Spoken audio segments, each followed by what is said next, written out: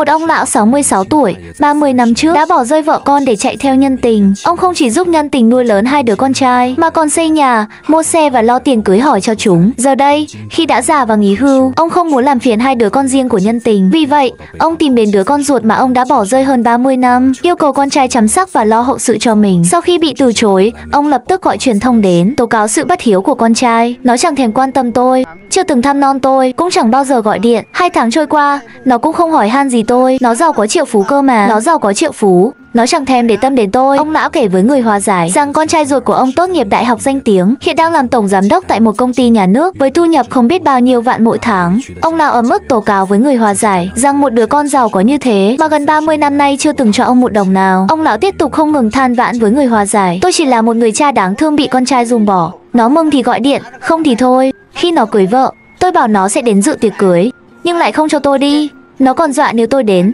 nó sẽ gây chuyện với tôi. Nếu tôi đến đó, nó sẽ không thanh toán tiền tiệc cho tôi. Giờ thì nó giàu có rồi, lại quay lưng với tôi.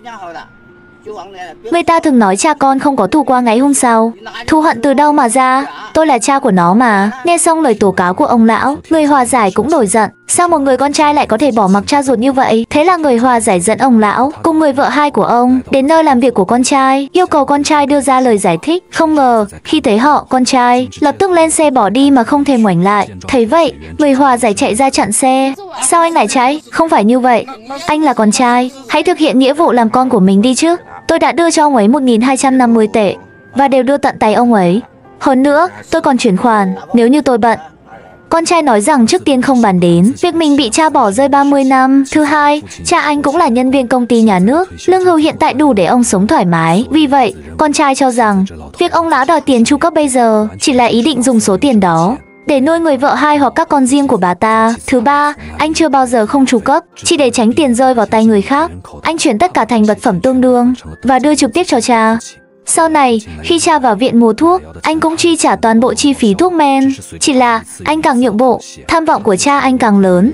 Số tiền chu cấp mà ông đòi đã tăng lên đến 6.000 tệ mỗi tháng. Có người không cam tâm, cho rằng nên giải quyết việc này. Thực tế, mọi người trong gia đình đều hiểu rõ chuyện này. Cô tôi ở Quảng Châu cũng biết, chú tôi ở Thượng Hải cũng hiểu rõ.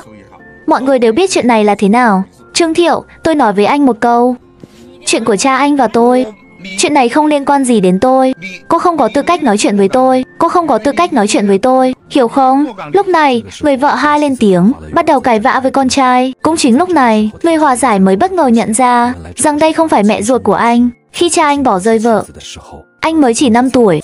Giờ đây, nhìn thấy người vợ hai của cha, anh cảm thấy tức giận đến mức muốn nổ tung. Nếu không phải vì người phụ nữ này làm tan nát gia đình anh và mẹ anh đã không phải chịu khổ bao năm qua.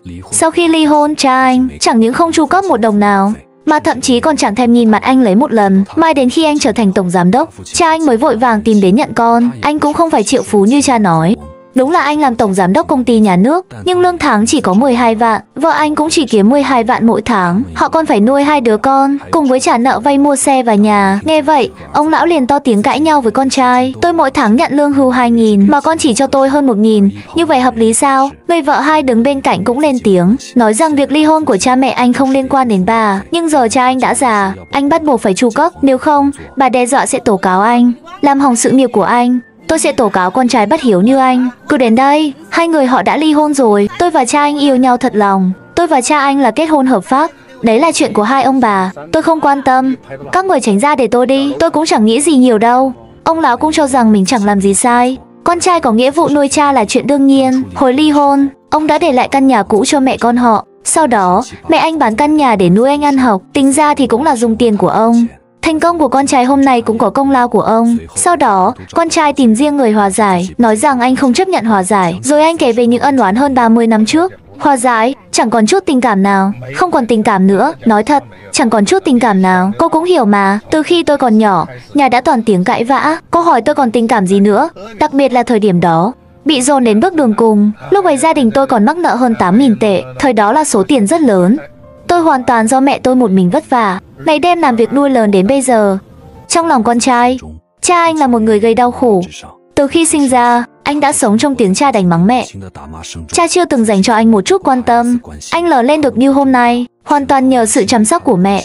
Sau khi tốt nghiệp đại học, anh thử khởi nghiệp, mở một tiệm băng đĩa cùng bạn bè. Nhưng cha anh xông vào đòi tiền, mở miệng ra là đòi 20.000 tệ tiền tru cấp. Khi không được đáp ứng, ông phóng hỏa đốt tiệm, thậm chí còn đánh mẹ anh.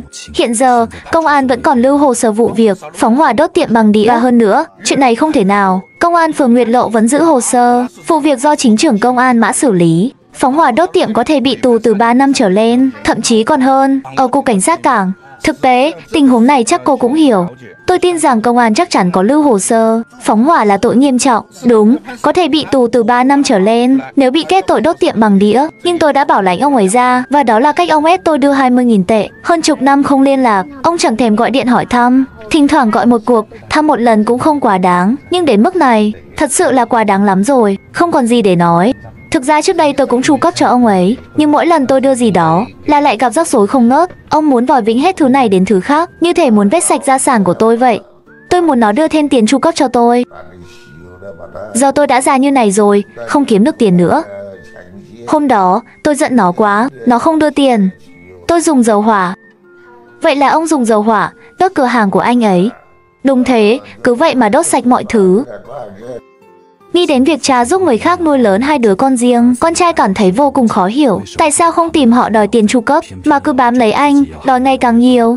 Thực ra, mỗi tháng anh đều tru cấp hơn 1.000 tệ, nhưng giờ ông lại đòi thẳng 6.000 tệ một tháng. Anh thực sự không đủ khả năng và cũng không muốn đưa. Lúc này, người hòa giải vẫn muốn con trai đưa tiền, tiếp tục dùng đạo đức để ép buộc. Không ngờ, điều này khiến con trai nổi giận. Chuyện này cần được giải quyết, anh giàu có cả gia tài mà. Thôi đi, cố im miệng. Hơn 8.000 nhân dân tệ. Hồi đó là những năm 90, năm 91, 92, cầm tiền công quỹ.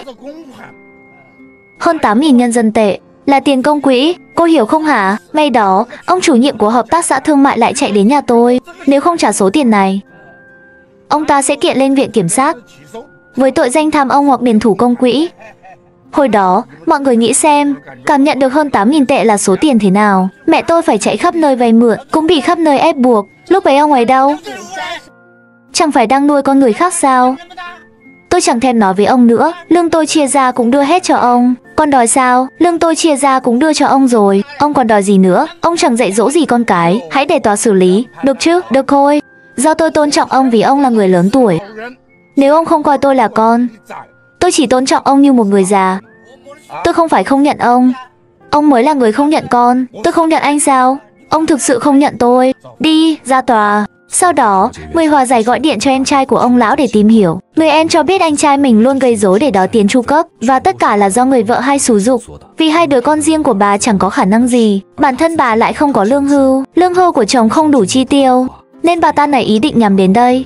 Ông ấy liền tìm đến con trai mình, chính là người phụ nữ đó, chính là cô ta đang xúi giục.